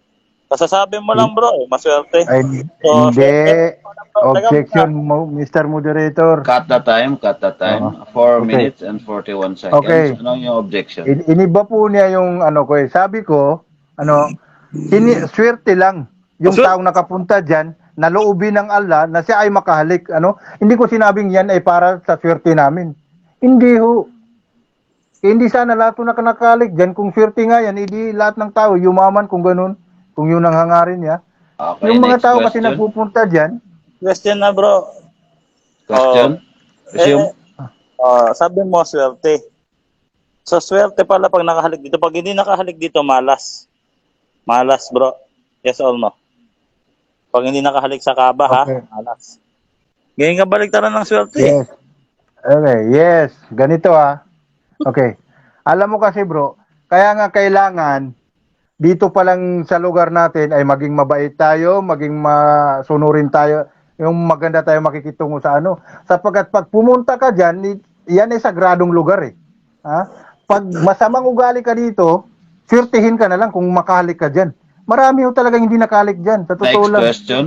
Ano na tanong? Sa Bible ba, sa larawan inanyuan lang ba yung Diyos-Diyosan? Di ba sabi, aware ka ba na pag sinamba mo rin yung puno, pag sinamba mo rin yung dagat, pag sinamba mo yung bato o kahit pagsamba na rin yung sa Diyos-Diyosan, aware ka ba doon, yes or no? Pag sinamba mo yung mga yes. Ngayon, dahil wala naman talaga kaming imahin. Nakita mo ba yung sa rebuttal ko? Pinagbabasa ko sa'yo eh. Dinipinsahan ko yung mga mo. Wala talagang doon.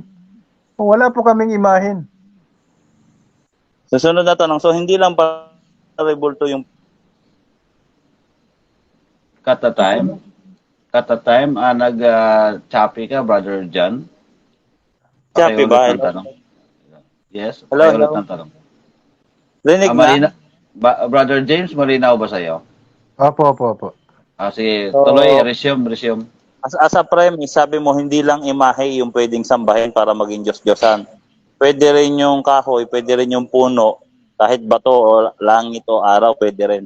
So, pwede rin pala itong sambahin, yung Kaaba. Sa papaanong paraan? Sinasamba ang Hindi isang po. Okay. Hindi po. Pinapaliwanag ko sa iyo kanina. Ang Yeah, ang pagsagawa po namin ng sala diyan, Hindi ibig po sabihin ay Cut the sinasamba time, po namin. cut the time. Cut the Sinasamba time. po namin yung ano. Sandali lang, Brother James. Brother John Paul, meron po siyang 30 seconds para sumagot. So, wait niyo po yung moderator pag next question. Okay, tuloy. 20 seconds na remaining pagsagot, Brother Okay. James. Hindi po ibig sabihin na dyan kami nagsasagawa ng takdang pagdarasal ay sinasamba po namin yung Kaaba. Kundi ang sinasamba namin ay yung mismong Allah ang sinasamba namin. Kami ay humihiling sa Next Kanya question. na naway loobin niya. Tatanong, sabi, sa papaanong paraan pwedeng sambahin yung Kaaba? Sa pagluhod ba? Yes or no? Ayan. No. No, sapagkat hindi po talaga sinasamba ang Kaaba. Ano po? Hindi po ibig sabihin nagdadasal ang mga tao diyan. Iyon ang pinupuntirya nilang sinasamba nila, yung Kaaba. Hindi po doon po kami nananalangin sa Allah na naway loobin ho niya na kami ay makahalik po diyan po sa Next Baitullah. Next question, sabi mo kanina, bawal humarap diyan pag magdadasal. Bawal humarap sa monumento ng Panginoon, sa imahe ni Kristo. Tapos kayo, pwede kayong humarap dito habang nagdadasal. 'Di ba? Ano 'yan? Bias kayo niyan. Pag kami bawal, sa inyo pala pwede. Yun ba yung gusto mong palabasin, bro? Yes or no? Hindi rin po sapagkat hindi nga po yan sinasamba. Hindi nga ibig sabihin umarap kami diyan, sinasamba na namin yan. Hindi yun ibig sabihin nun. Oh, next question na. Sabi mo, magkakaiba yung mukha ni Kristo ng imahe namin. Oh, di ba magkaiba rin yung mukha nito? Asan dito yung tamang mukha ni Muhammad? Alin dito yung tamang mukha ni Muhammad? Yung nasa kanan o nasa kaliwa? Okay. Yung tama. So sa mga ganyang mga no comment po ko dyan. Alam mo kung bakit? Sapagkat ako nga mismo, hindi ko nakita ang mukha sa totoo ni Muhammad, So, okay. Cut the time. 42 seconds. Ano objection, Brother John? Kasi categorically, pinapapili ko siya alin dito yung tama, sa kanan o sa kaliwa. Ngayon, kung no comment, the next question, diba? Yes. Okay. No comment ang sagot ni Brother James. So, next question. Resume. So, si Muhammad lang pa. Cut the time. Brother James, naririnig mo ba ng malinaw si Brother John? Medyo putol siya sa Hello. Sige, ayan. Okay na yan. Okay na. Resume time. So si Muhammad lang pala yung nakita nyo, hindi nyo nakita si Jesus Christ. Hindi nyo nakita si Jesus Christ talaga. Yes or no? Wala pong nakakita kay Jesus Christ sa totoo lang. At pati yung sinasabi mong larawan ni Propeta Muhammad, sabi ko nga sa'yo, no comment ako dyan kasi hindi ko naman talaga nakita ng totoo yan. Iiwan ko kung sino nagagawa-gawa niyan . Kaya no comment ako dyan. So dapat mong tanongin dyan, yung gumawa ng na yan. Kasi kung ako talaga, period talagang sagot ko dyan, no comment . Next question. Last question. So hindi nyo nakita si Kristo. Kung sabihin ko sa'yo, bro, kami, nakita namin si Kristo, ikalawang Korinto 4:6, nakita namin si Kristo. Pwede pala namin gawan siya ng imahe kasi nakita namin nahayag yung mukha ni Kristo. Yes or no? Pwede pala namin gawan ng imahe. Kagaya ng ginawa nyo dito kay Muhammad. Yes or no? Hindi pa rin pwede. Bakit? Sapagkat yung karamihan din sa mga scholar niyo, pag tinatanong sila, sabi nila hindi pwede pagtanong, ganun. Ang nakakapaano pa yung mga scientists nga hanggang ngayon nagsasaliksik pa sila kung anong mukha ni Kristo . Time's up. Okay, yun po yun yung rebuttal pagkatapos ng rebuttal stand So magandang debate ito, peaceful at maayos walang masyadong ad hominem, saka may respeto sa bawat isa. So maraming salamat sa ganong uri ng debate makalinis at peaceful. So, lagay natin ngayon yung summary conclusion for 5 minutes. Yung negative side ang mauna sa summary conclusion. Brother James? Okay, Bismillahirrahmanirrahim. Ayan, ayon din dito sa aking kapatid, ganito kasi ito Dito kasi sa ito nga, basahin mo na, basahin natin ito ulit. Itong City 20, ganitong sinabi dito ni, parang tutugma talaga sa ano no ni Isaias, ano po? O, asa na ba yun? Tingnan mo ha.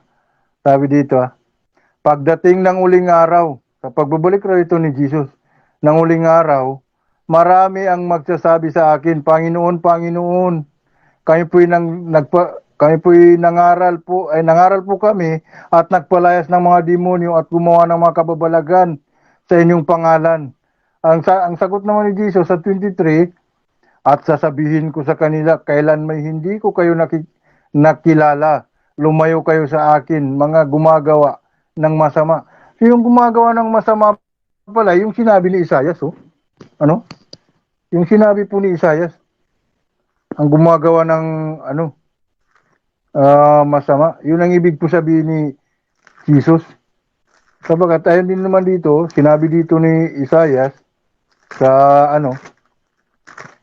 tingnan mo, kilang muna.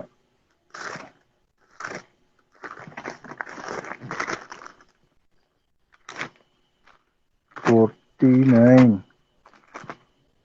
Oh, itong sabi dito ni Isaiah sa 44:9. Oh, walang kwentang tao ang mga gumagawa ng ribulto at walang kabuluhan ang mga Diyos-Diyos ang kanilang pinapangalagahan. Yun pong tinatawag na maharlika. Mga bulag at hangal ang mga sumasamba sa mga ito. Kaya sila'y mapapahiya. Walang maidudulot na mabuti. Ang paggawa ng mga ribulto para sambahin. Sa 11, tandaan ninyo, ang sumasamba sa mga ito ay mapapahiya lamang. Ang gumagawa nito'y tao lamang. Kaya magsama-sama man sila at ako'y harapin, ay matatakot din at mapapahiya. Kita mo yun? Sabi ni Isaias, walang kwenta raw eh. Mga hangal. Tapos ipipilit mo pa talaga, tapos sabihin pa talaga ng daw yun. Okay lang daw yun sa kanila. Dahil nasa turo ninyo. Ang problema kasi dyan, yung mga iba kasing mga kasama mga katulad din ninyo na dala rin ng title na Christianity, so hindi naman sumasangayon. So ang tanong kasi doon, Biblia pa rin. So sino ba ang tama doon? Di ba? So ang sa palagay ko, ang tama doon talaga yung sumusunod, yung hindi gumagawa ng ribulto, hindi sumasamba ng ribulto. Malinaw. Sapagkat sinabi kasi, ayon din naman kay Isaias dito sa kung sino ba yung tinutukoy doon ni yes, ganito ang sinabi niyo. Tingnan mo sa 2:6, itinakwil mo ang lahi ni Jacob na iyong bayan, pagkat ang lupain ay puno ng mga manghuhula at mga manggagaway, gaya ng mga Palesteo, nakikibagay sila sa kaugalian ng mga dayuhan. So, sino ba nakikibagay sa mga kaugalian ng mga dayuhan? Hindi po ba, pasensya na po kay katotohanan lang po. Yung po kasing mga tradisyon ninyo, tulad doon ng mga pagsaulog ninyo ng mga kung babasahin nyo, nasa Catholic Encyclopedia yan talaga. Kung gusto mo ng reference, ibigay ko yan sa'yo. Iyon pala mga pala yun, mga tradisyon pala ng mga mga pagano, tapos inaccept nyo lang. Ngayon. So ngayon, pasusubalian mo itong translation ng Biblia. So ngayon, sasabihin mo ngayon, itong mga kasama natin ng mga debaters dito na Christianity na gumagamit din ng translation ng Tagalog, ay mga mali. Yung ginagamit nila, yung binabasa nila ay mali.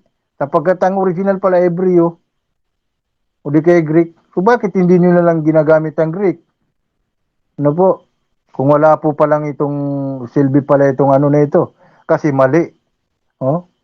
Kasi pag sa translation ng itong nasa Exodo 24, huwag kayong gagawa ng Diyos-Diyosan o ribulto o larawan ng anumang nilalang sa himpapawid o sa tubig. Tapos sasabihin mo na nga katunggali, mali raw ito. Hindi raw ito tama.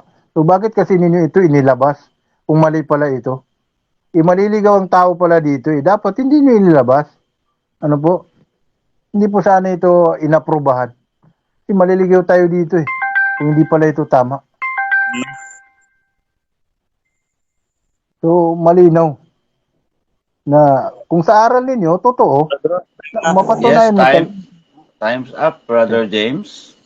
Okay, no? So, yun po si Brother James Mandargit ng Islam, no? Yun po yung summary conclusion for 5 minutes. So, dako tayo ngayon sa summary conclusion ni Brother John Paulo, aka Boy Letra. For 5 minutes, Brother John. So salamat. Sa conclusion ko, meron talaga tayong napatunayan kasi meron tayong mababasa letra po letra. Ang gagawin niya na lang kasi sa unawa na magbabanggaan daw. Ang tinatanong ko, ilabas mo yung talata kasi yung simpleng tanong niya na ito bang mga Bible translation ng mga protestante? Kasi actually, total talaga ako sa translation ng mga protestante. Yung simpleng statement ko ng ganun, ginamit na niya. Kaso nga lang, ilabas mo yung talata kung talagang papabor sa yan. Hindi naman niya malabas eh. Ang ginagawa niya, basta dito, bawal sambahin ng mga walang kwentang taong gumagawa at sumasamba sa rebultong Diyos-Diyosan. Hindi naman kami sumasamba sa rebultong Diyos-Diyosan. Kagaya nga sabi ko sa iyo kanina, ilabas mo yung dokumento na sumasamba kami sa rebultong Diyos-Diyosan. Kasi madali lang magbintang. Kagaya ng ginawa ko kanina, trinay kita. Oh. Niluluhuran niyo yung kaba. Tapos sasabihin mo, swerte pagka lumuhod dito, pag nakahalik kayo dito, swerte. Oh. Swerte pala kayo, malas pag hindi nakahalik, sabi mo kanina. Ginamit ko lang yung argumento mo sa'yo kasi sabi mo, wala akong mababasa na dokumento na sinasamba niyo yung rebulto pero base sa kilos nyo. Sabi nga ni Kristo, huwag na kayong magsihatol ng hindi nararapat na batay lang sa nakikita. Sabi, huwag kayong magsihatol ng batay lamang sa nakikita. Kasi ang Diyos bumahatol batay sa puso ng tao, kayang tarok-arokin ang puso ng bawat tao. Kasi binagbibintang lang kayo. Tapos sinubukan kita. Bakit nakaharap kayo dito? Kasi yun lang ang tumito mo, nakaharap kayo doon. Nakaharap din ang nakaharap. Nakapatira pa kayo dito. Paikot nga yan, oh. Lahat kayo dyan. Yan yung sentro nyo, pabilog. Yan yung gitna, oh, yung kaba. So bakit yun ito ako niluluhuran? Oh. Tagay. Hindi niya masabi sa pagluhod eh. Yun yung batayan nyo pagluhod eh. Pag lumuhod tayo isang bagay, sinasamba na, ikaw na rin na nag-explain ng dapat kong i-explain kanina. Dun sa, dito, sa cross-examination natin na hindi porket dito kayo nakaharap, sinasamba nyo na. Diba? Kasi nahalikan nyo pa. Iyayakap ko pa nga. Ulitin ko again. So, yung sinasabi niya na tinututulan ko yung aklat ng protestante, yes. Ang problema niyan, nag-conclude ka lang ng ganun, dapat ilabas mo yung talata. Wala ka naman din mailabas na talata. Ang lalabas mo lang talata na bawal sumamba sa rebultong Diyos-Diyosan, bawal naman talaga sa amin. May 10 utos din kami. Ang nakasulat doon, huwag kang gagawa ng larawang inanyuan upang sambahin. Anong gusto mo? Sabigay ko sa iyo yung paragraph o wag na. Meron din kaming 10 utos. Doon mismo sa CCC namin, dogma namin yan. Bawal sumamba sa rebultong Diyos-Diyosan. Pero, sabi doon sa Isaiah 19:19, iyon ay magiging pinakatanda ng Panginoon. No, doon sila luluhod, doon sila sasamba. Sa lugar na may monumento. Sabi doon sa, sa may commentary, this prediction regard the Messiah. This prediction regard the Messiah when altar might be lawfully erected in every nation. Yung monument dito ay monument. The cross is set up wherever Christ is adored. Kita mo? Kung saan may nakatayong cross, doon may sasambang Kristiyano. Tapos yung ginaano mong policy of appealing to authority. Ginagamit mo yung mga protestante sa debate. Yung authority nila, kaisang ko yan. Hindi porket tinututulan nila kami, tama ka na. Diba? Kasi ibig sabihin, ang binabatayan mo sila. Sila ba papabor sa'yo? Nga, paluhurin mo. Tapos sabi, magkakaiba rin yung mukha ni Jesus Christ. Pagtingin ko dito, magkakaiba rin yung mukha ni Muhammad. Kaya self-reputation ang gagawin ko niyan, no? Dapat sana, bago mo i-committednan, ayusin nyo muna yung sa inyo. Sabi mo, magkakaiba yung mukha ni Jesus Christ nyo, pinag-aaralan ng may scientist ka pang sinasabi. Ito, ibigay nyo nga to sa scientist. Bakit magkaiba yung mukha nito? Oh, ano dyan yung tama? Ito, layo ng isa oh.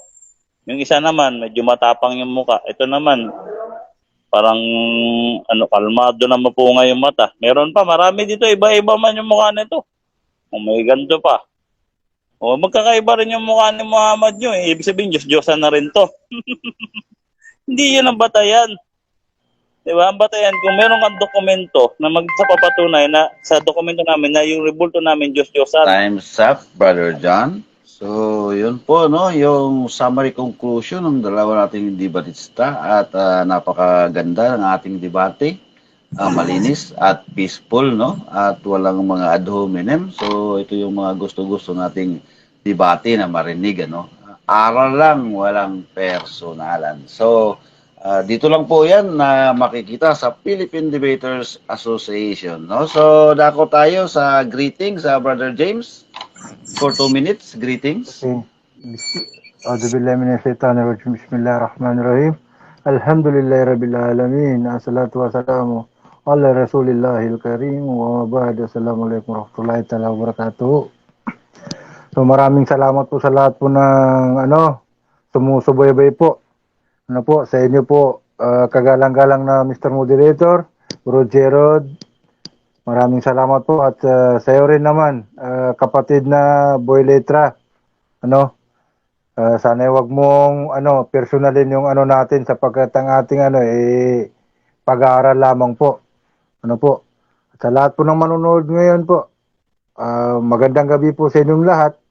Naway may nakuha po kayong konting aral po doon sa aming mga So, yun po. Maraming salamat po sa lahat po. Okay, Brother Boy, for 2 minutes, greetings. Alright, maraming salamat sa una sa lahat sa Diyos at binigay niya ang pagkakataon sa pamamagitan ng Philippine Debaters Association upang ilahad sa lahat ng mga kapanood ang doktrina at katuruan ng simbahang Katolika.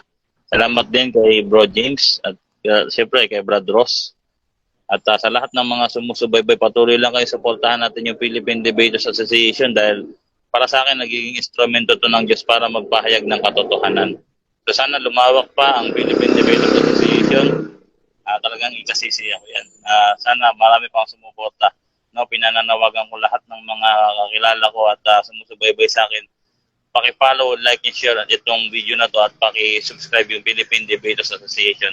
At saka syempre, disclaimer, kaibigan ko lahat ng mga Muslim, wala tong personal against sa personal na bawat isa, sa aral lang.